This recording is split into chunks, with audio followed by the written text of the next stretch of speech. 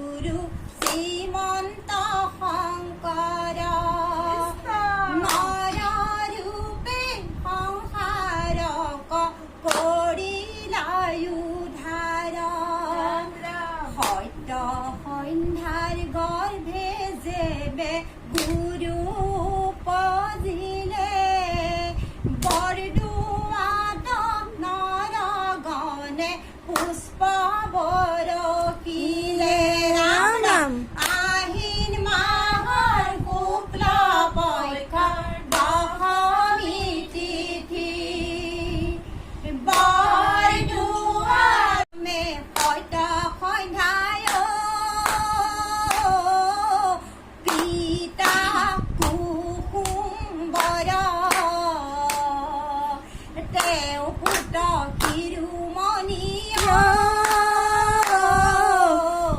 Srimanta Shankar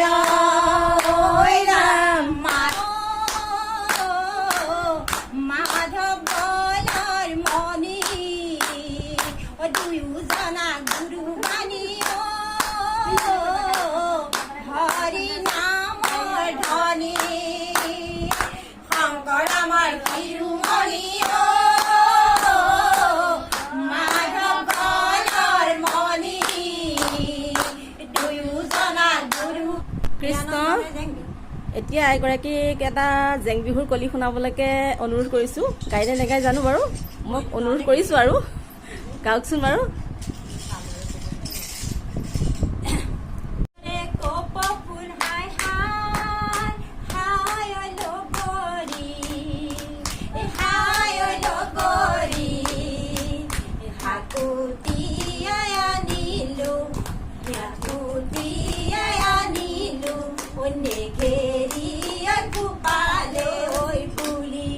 Hey!